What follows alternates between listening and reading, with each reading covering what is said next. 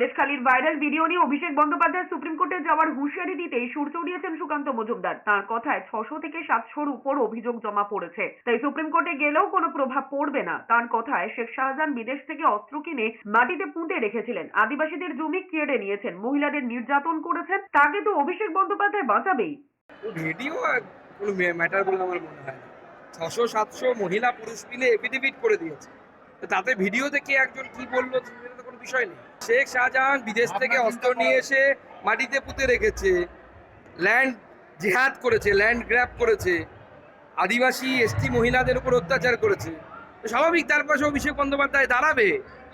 বাংলায় আপনারা কথা শোনেননি, রতনে রতন চেনে, পরের লাইনটা বললাম না, বুঝে যাবেন।